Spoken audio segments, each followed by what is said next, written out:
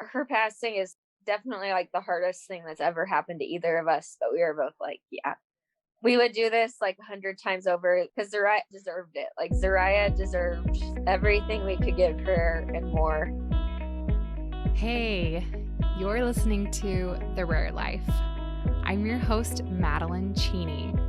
Today I have Sarah Yates' special topic episode all about her experience in fostering and adoption, with an emphasis on the more difficult emotions that she has faced with that.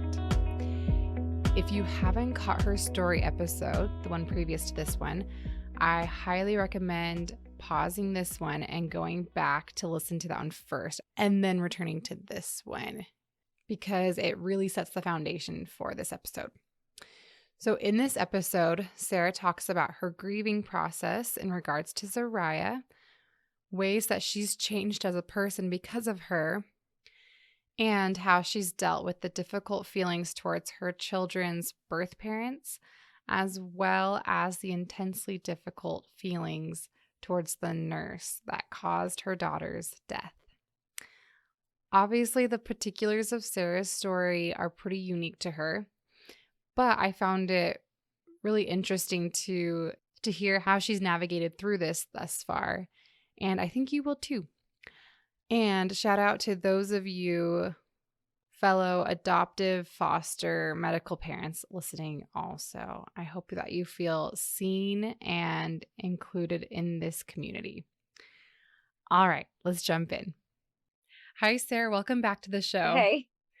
So I would love to start out with a question. I know the answer to this, but I would love to start out with the question of, if you had known the end from the beginning of how things would turn out with Zariah, would you still have chosen to adopt her? Oh yeah, my husband and I have talked about this. Yeah, her passing is definitely like the hardest thing that's ever happened to either of us, but we were both like, yeah, we would do this like 100 times over because Zariah deserved it. Like Zariah deserved everything we could give her and more. I guess Yeah. there is like a little bit of guilt that like it felt like it was so meant to be at first, but then like sometimes in the back of my head I'm like, which I know like there's no way of knowing, but I'm like, if we hadn't adopted her, if we hadn't taken her in, if she had spent a lot more time in the hospital and eventually gone to another family, like would she still be alive right now? That's like a little bit of guilt I've been dealing Oh, with. that's tough. Yeah, I'm sure that, Yeah. oh my gosh, I hadn't thought of that. That probably is like such a painful little like voice in your head. So I mean the answer is like mostly yes, but then there's like that little thing in the back of my mind that like, because one of the doctors in the NICU had said once, like, oh, she's going to be here till her second birthday. During that time, I was like, oh my gosh, like, I cannot let that happen. Like, this girl is not having her second birthday in the hospital. But then, like, when she Yeah. passed, she was 20 months old. And so then I'm like, oh, like, would it have been better if she had spent her second birthday in the hospital? Like, she would still be here. Yeah. That's kind of hard. Again, I think it goes back to like what we talked about in the first episode of like Yeah. those what Yeah. ifs, or, the whys of like what could have been the situation to make it so that she would still Yeah. be here. I'm not going to pretend to be like a psychology guru, but I'm sure that that is a very natural part of grief, and especially accidental death like this, like being tormented by like, oh, like what could have been and how could I possibly have had her still? And that just makes sense. That totally Yeah. makes sense. But then, like, people talk to me and stuff, and they were like, "Oh my gosh, Zariah was just so much happier. Like, once she came home, she was Yeah. smiling more. I don't know, she just got a lot more playful. Like, she just like Mm, progressed so much better with therapy. Once we got home, she was so smart and like figured out all of our mhm. little games. And so it's just so hard. There's like all the what ifs, but then the time she was with us before that, her life was a lot better than being in the hospital. I think she Yeah. enjoyed being home with us so much more, but I mean, again, it's like, well, then she would maybe still be here. Yeah. Just thinking about like the life that you gave her, even though now knowing like, oh man, it was like a lot shorter than we thought, but like to know the amount of love and, playfulness and just security that she had being in your family. Like, I think that really is an amazing gift that you were able to give her. And then the gift that you had because of that, the gift of being Mhm. her mom, and of taking care of her and stuff. If you could go back and like tell yourself something when you were first meeting Zariah and just kind of, starting to explore the options of like fostering and adoption and stuff, what do you wish you could have told yourself? I think I would have told myself, like, yeah, this little girl is gonna bring you more joy than you could ever imagine. Mm, I love that. Yeah, it's just such a multifaceted thing where it's like the end of it was tragic, but there was so much love and so much joy that happened in between and like that it's all wrapped up in too, right? Like I think the joy that you had together and the love you had together absolutely plays on the grief and the pain of not having her. Like it's all intertwined. What is something that has surprised you about your grief process? I barely cried at her funeral. And I was like, oh my gosh, like I felt like a terrible mother. Lots Mm, of people around me are crying and my eyes have watered a little bit, but like I really haven't shed any tears. And then I like started reflecting. I'm like, why is this? I'm like, well, first of all, I've been like sobbing uncontrollably for like the last 8 days. And then I just went a little bit numb afterwards. Like whenever we left the hospital without her, like after she had passed, I held her for like another 30 minutes afterwards. They took her away. Our parents came in and then we had to leave. As I was walking out of the hospital, I just felt like so numb inside. I'd been feeling so much emotion for the last 8 days. It was like my body just like could not handle anything else. Which then, as I've been yeah. learning more about grief and looking into this and stuff, this is actually like very natural. And like everything that happens to me happens to like tons of people. And like this is all very normal. But at the time, I was like, oh my gosh, I'm a terrible mom. I'm not crying at my daughter's funeral. Which probably made it so much worse, right? To Yeah. feel that guilt of like, I'm a bad mom because I'm not crying right now. You mentioned that you've been looking into it and you're like, oh, the things that I've been experiencing are actually very normal. And a lot of people are experiencing the same type of feelings that I have been. How has that affected your grief? That has helped a lot. We started taking like this grief share class at one of the churches in town. We kind of stopped halfway through, but I think the first few lessons were like really helpful and stuff. And I was like talking about how Mm, everybody grieves differently, and then it was about, it was talking specifically about how people like feel judged or don't feel like they're grieving the right way, and I felt like that just hit home so much. And apparently, lots of people worry and wonder if mm, they are grieving the right way. They're like everybody's different. It's very normal for people to feel numb after an event like this for a while, and so it was mm. just, but yeah, because at the funeral, I'm like, oh my gosh, like my grandpa's crying, like my grandma's crying, my mom's crying, my dad's crying, like all these people are crying, and I'm like, I'm not crying, and I'm like, I know I loved her more than all of these people. Yeah. Yeah. I'm sure that was really confusing and very validating to be like, not only do other parents feel numb, but also other parents are feeling like, oh, I'm not grieving right.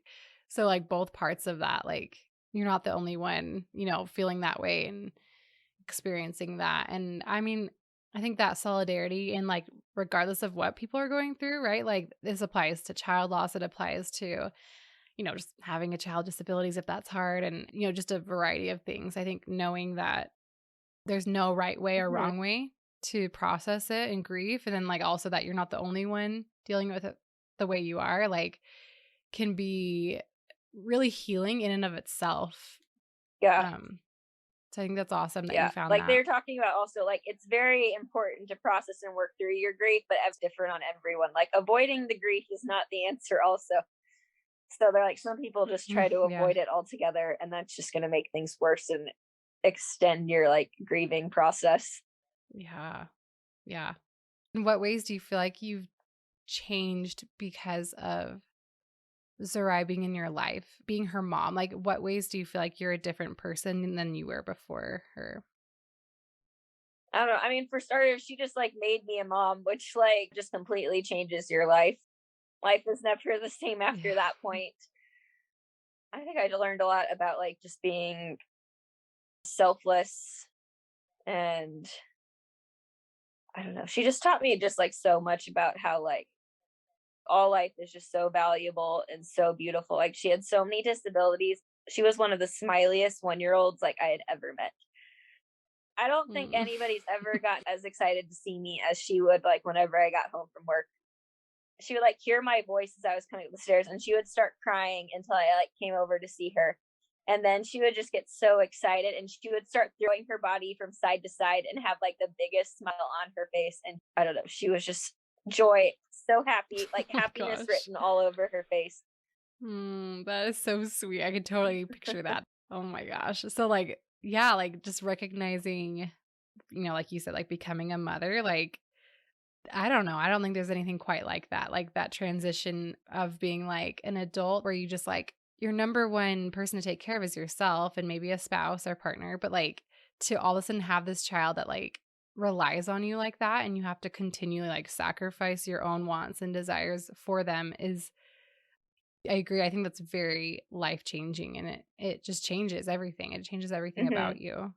What other ways do you feel like you've changed for better or worse? Like there could be aspects that you found in yourself after her passing that like maybe you don't like or that you do like and just any of it. I feel like a lot of my innocence is gone, like since her passing. Mm, I was just a very like optimistic person before, like just always very hopeful, like a lot of joy and everything like that. And I feel like a mm, lot of that is gone. I mean, like I play with my yeah. kids, like I don't know, I enjoy all my kids and everything, but it's just like the reality that like you always know bad things can happen, but when they actually happen to you, it's like life is hard. Life is going to be hard. Like maybe not exactly like this, but like tough things like this are going to happen again. And I had to accept a little bit like I'm never going to be the same person I was before she passed. So, Yeah, totally. Like I think that kind of tragedy like just changes you, right? Like because the unimaginable has happened and it's like then anything can yeah. happen, and will happen. Like there's almost like this acceptance of like it's just gonna happen. Like Yeah. it's And I've inevitable. realized which other people I've been following other people on like Instagram and stuff who have lost kids. And I saw a post about this and I was like, oh my gosh, like I have been thinking the same thing. They're like, once you have one child die, you have like more of a fear that like additional children are going to die, which I have like definitely had out. Mm, I've like thought like, oh my gosh, what happens if like I adopt one of these other kids and then another freak accident happens? Or what if we like have biological kids and then like something happens to them and it like I don't know, it's a fear I never really had before, but now that it's happened, like you're more mm, afraid that it's gonna happen again. yeah. Which I know the chances of that happening Yeah. again are like so, so, so slim. Yeah. But again, it goes Yeah. past your logic, right? Like a lot of this is that soul level and it's like I mean, it's not logical, but it's still that's your reality, right? Like that's your new reality. So like where things like that can happen. And so it makes sense that, it feels likely. It feels Yeah. likely to happen again. And I can see why that would like, I don't know, kind of take away that Hmm. innocence in a way. It's a really good Yeah. way of putting it. So like when Zariah passed away, did you feel like your identity shifting or like a loss of identity that you had Yeah. I before? definitely had like a mini identity crisis and stuff. Cause even though I had only like legally been her mom for 3 months when she passed, like, I don't know, I was just so excited to be her mom. Like, I was so proud. I would tell like everybody I was her mom and stuff. And then when I don't know, it was Mm, just something about adopting her. Like I just started finding like so much of my identity in being her mom in like such a short period of time. And then when she passed, even though we still had like two more foster kids, like they weren't mine.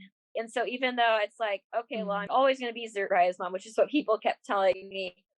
And like I'm a foster mom to these kids, but like they're not mine. Like I don't have any kids here like with me right now that are like all mine. And so like that was hard. yeah. Have you been able to, like, find new identity yet, or do you feel like that's still yet to happen? I feel like it's been getting better. My husband was having a hard time with this too, and like just me reaffirming him, like, you will always be Zariah's dad. And then like I think being a mom to like our foster Mm, kids has helped too. And like mhm. knowing I know like we'll have kids of our own soon. not like we're trying to adopt any of these kids who's plan our reunification or anything. Cause I know people who are very into foster care might be like, oh my gosh, like don't foster just to adopt, which we're not doing, but we are open to adopting them, like if they need adoptive homes eventually. But like it's looking like Mhm. at least a couple of them will need adoptive homes, just the way their cases are going. Like we're probably gonna have biological children too. And so I just, yeah, Mhm. it's just hard because I mean losing a child's hard. Yeah. So you're saying that, like, because you still have that role as a mother and you will in the future have that more permanent role, I guess, as a mother, like, you can still have that identity. And of course, like, that's never going to Oh yeah, replace absolutely. Zariah's, Yeah. your place as her mother. So what is it like for you to like foster and then, with Zariah adopt medically complex children? Like, what has that been like for you? I think I don't know, Zariah's case is so different than our other two children's cases. Like Zariah was pretty much abandoned, mostly not completely. And then our other two medical babies, like their parents have been involved in stuff. And I've like had to like educate myself a lot more on like just foster care in general, which I feel like maybe all of that education was not like 100% necessary with Zariah's case because it was so cut and dry.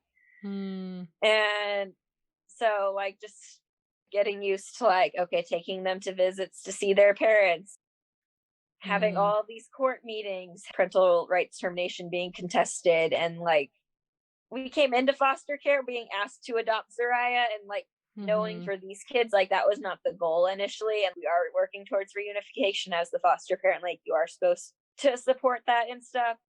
With one of our kids who was like so severely neglected, I don't know, it's just so hard because I had like all of that anger Yeah. like towards their mom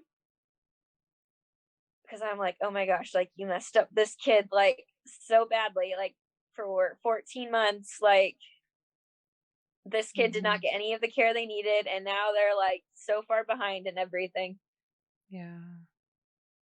Yeah. So, what has that process been like to feel kind of that frustration or that anger with like these parents that are, not there for their kids or not giving them the care that they need? Like, what kind of emotions do you have towards them? I think it's just something I've been really trying to work on in myself, and I've been trying to educate myself by like following lots of like former foster youth and foster parents on social media and stuff, and just remembering like most of these parents were not raised in the best home themselves. Like the number Mm. one risk factor for having your kids end up in foster care is being in foster care yourself when you were a kid. Oh, And so it's wow. just like trying to picture them as kids. Like they just were not taught how to parent. Like they didn't have good examples. Like one of these moms, I Mm. think she just honestly has like no idea. I think there's some mental health issues too, but like just no idea what to do, like even in the slightest. Mm. And like a lot of them are battling addiction and stuff, which is like so hard. Mm. And so it's just, I've been trying to like give them grace and stuff. And I think having our older girls too has helped a lot because they just love their moms so much. Like their moms have wronged them, like they've done so many things wrong, but that's still their mom and they love their Yeah. mom. And one thing that's helped a lot is like there's lots of times that they're like, well, they call me mom too. And so they'll Mhm. come and be like, hey, like, mom, can we pray about our parents' night and stuff? And so, like, sitting down with these kids and like praying for their moms, praying that they'll get better, praying that they can work through all of their problems and stuff like that, just like really like Oh my humanizes gosh. them and stuff. And like, just like hearing the 6 and 7 year old like praying for God to help their mom, it just like melts me and like really Mm. really helps me to have grace for them. Yeah. I've realized I had wrong views about foster care too, but like lots of people view foster care like, oh yeah, obviously it would be the best thing for like these kids to be taken away and out of these bad situations and stuff. And then Mm. a lot of times you would hear stories about foster parents like losing their foster kids and them going back to their moms, and it was like viewed as a tragedy and stuff like that. But then like as you like get educated and learn these things, the best possible outcome for these kids is that their parents get better.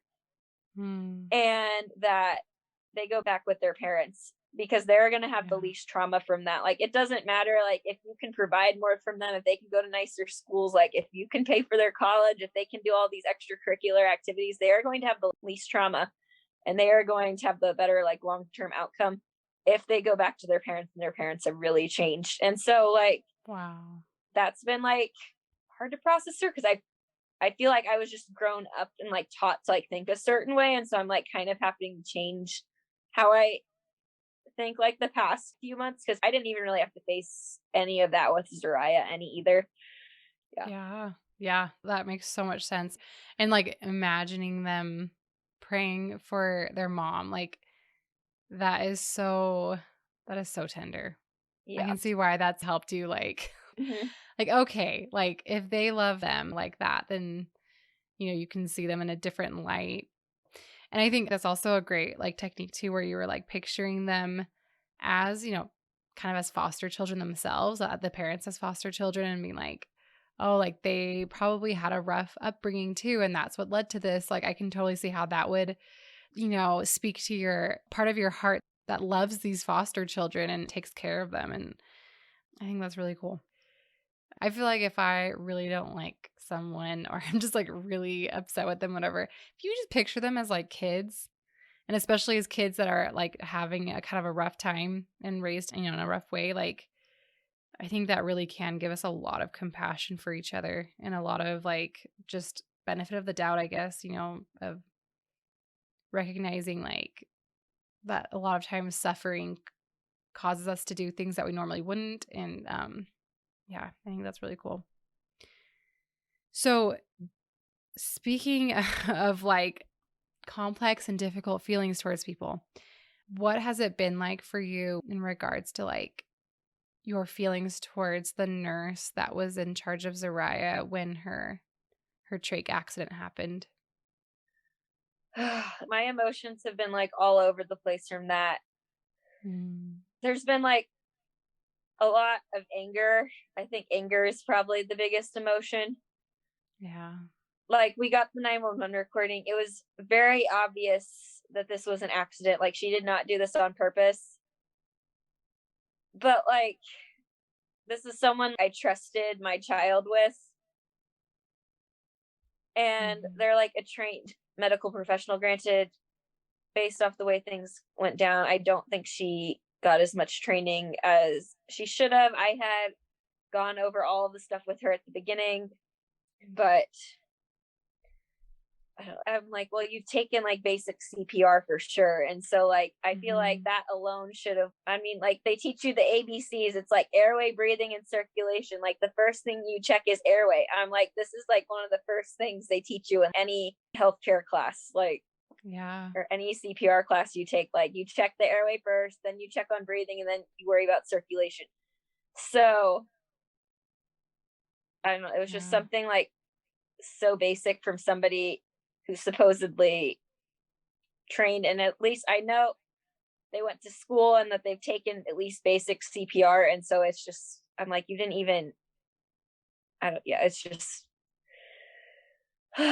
and then I've been like trying to work through, like, eventually I want to get to the place where I'm able to forgive her. Now, I know a lot of people have been saying, like, oh my gosh, like, I could never forgive Mhm. like somebody who did this to my kid, but like, I forget where I heard this once, but it was like, bitterness is like drinking poison and expecting the other person to die. So if I'm just like Yeah. letting this hate inside me like grow and grow and grow, like, that's not going to hurt her. That's just going to like continue to hurt me and like bring me down and hurt my life. Yeah. And like, yeah, we're like very strong believers and stuff too, and I know like God calls us to forgive everything. And before I was like, oh yeah, like, obviously, like, yeah, we're supposed to forget everything, but I never thought like God would ask me to forgive something like this big. Yeah. So it's gonna be a long process, but I'm like trying to let go of that hate and bitterness in my heart towards her, which is hard. Mm. But Yeah. yeah. Oh my gosh. Yeah, I'm sure. Like I'm feeling this. I'm sure everyone listening right now is feeling this like, holy cow. Like, what a task, right? Like, to eventually get to that point. And I like how you said that not necessarily right now, but like at some point you would like to get to that point where you forgive her, because I'm guessing, that will take a lot of time and a lot of Mhm. work, especially the way it happened. Like you said, like a lot of it was like incompetency where there should have been competency, and like with your background where you could recognize those gaps and just knowing how easily it could have been prevented. But I think you're also right when you say like that it will improve your life if you aren't feeling that anger and bitterness all the time towards her. And I think that's probably the bottom line, right? Is like to improve your life as much as possible by eventually getting to that point, which would be so amazing. Yeah. But then at the same time, I like never really want to see her again either, Yeah. which I don't even know if I would ever get to that point where I would be like okay with that, which I've been talking to people, which I think that's okay. And I can Yeah. Yes. get to a point where I can forgive her and like let this go to some extent. Not like let her death go, but like let this like bitterness and anger go. Mhm. But like still like I don't have to face her. Like it's just I like Yes. I know it was an accident, but I know like if I saw her, like all of these emotions would just like I don't even know how I would handle it. So Yeah. Well, and, like I do think that like it all needs to kind of come back to like your emotional health, your grief process, and like what is best for you. mhm, And so I think recognizing like, hey, I think it would be really great for me to be able to like not be harboring this like hatred or anger or bitterness, but like also I don't know that if I could handle like seeing her and staying in that place. And so I think that's very wise, and like I don't know, I think it's a really good call that those are like the boundaries that you have for yourself. And like you say, like this is different. This isn't like little things like, oh, forgive someone for cutting you off in traffic. Like this is a really big deal. And so mhm. that totally makes sense. Yeah, I don't know. Like when you learn in church and stuff, like, oh yeah, you're supposed to like forgive everything, like because like God has forgiven you from so much. But yeah, I mean, everything I like thought of before, like situations where I would have to forgive people, like none of them were this big. And so it's just, yeah, it's a lot. Yeah. I mean, like, to be honest, it feels like the one like, what is Man's Search for Meaning? Is that the name of the book, where the guy that was like in the concentration camp, like shook hands with one of the guards and says like, I forgive you. Like, do you know what story I'm talking about? I think I do. Yeah. It kind of feels like that level of epicness. Like, oh my gosh, what a task. Yeah. Do you, so, okay, here's a question for you too. Like, if you picture the version of yourself right now, like where you are still having a lot of those feelings of like, anger and like hatred and like bitterness towards her. And then if you picture like, I don't know, like down the road, maybe 10 years, 20 years, and you picture yourself maybe at a place where like you can be like, yeah, I let the anger go and I'm not bitter anymore. Um, what does that feel like to picture that, like that future day versus right now? I think it would feel like very freeing, like a weight's been lifted off of my shoulders. Yeah.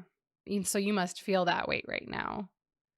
The weight of that, of those Yeah. hard feelings towards her. I feel like it's even gotten a little bit better than after it initially happened. But yeah, there's definitely some of that weight there. I feel like I avoid Mm. thinking about this nurse a lot too. So, Sorry for bringing it up. oh, it's Like okay. But I feel like, I don't know. I feel like I sometimes like block that out a little bit. But I mean, it's good for Yeah. me to like talk about this and process through things and like work through this grief and everything that happened. So, Yeah. Yeah. So, kind of in conclusion, what advice would you leave with listeners that may be experiencing similar grief to yours, or maybe a little bit different, but a grief and a pain that may be similar? What kind of advice would you have for us? I think my advice would be to just like grieve at your own pace. Like don't let people try to rush you through it. Don't let people give you a hard time if it's taking you longer to grieve than people would expect you to. And just to make sure you're not avoiding that grief too. Like it's important to talk about the grief you're feeling. It's if you just stuff it down, like you're going to still be dealing with these same issues like 5 years from now. and talk to people about it, process through it, work through it. It's okay to cry. Even if you need to like cut out time in your day to cry about it and work through that. If a child's passed, like don't avoid their gravesite. It's good to like confront those feelings, like go through your phone, like look through pictures of your kid, like look through pictures and videos. And then at first it'll be really hard and bring back a lot of sadness and grief, but eventually, which I feel like I'm just starting to get there, you'll be able to look back at those pictures and be able to smile and remember those memories for what they were. And they won't bring you sadness anymore, but you'll remember the joy that you had in those moments.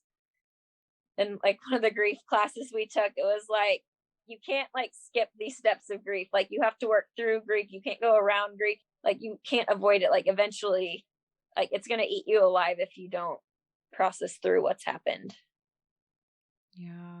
Yeah. I think that's really, really good advice. And I think it's easier said than done. At least that's been my experience with grief. Mm-hmm. Like, to be willing to face it head on whenever you feel up to it. But like, I do think it'll evolve into something that is tolerable and, change us along the way in ways that will probably be, kind of a beautiful transformation, even if it's really painful and it takes 20, 30, 50 years down the road. Like, I do think that grief really can change us because it's always centered in love. I think that's the common factor of grief. Yeah. And one thing that has been helpful that people have said, like whenever you lose a loved one, like I feel like some people are afraid that like if they try to move forward with their life, that they're like kind of forgetting and leaving the other person behind. But I loved how one person put it, like there's a difference between moving on and moving forward.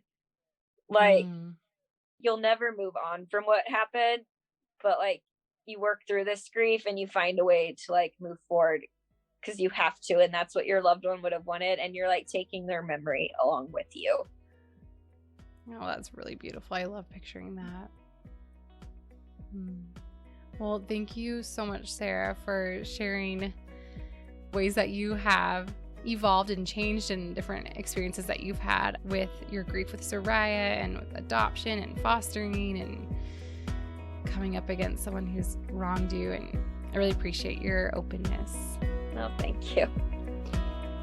If this episode brought up some intense feelings about grief, whether that is about child loss or a difficult diagnosis, I encourage you to look into our sponsor, BetterHelp. They are an online therapy service that offers therapy in the convenience of your own home and at a more affordable price than typical therapy. They even offer financial aid to those who qualify. So check out the link in the show notes to learn more about that if that speaks to you. Join me next week for a conversation with Maura Cleary, rare mom to 2 teenage daughters and mindfulness practitioner, as we chat about ways we can stay true to ourselves and our inner values while also meeting the intense needs of our family. I hope you join us. See you then.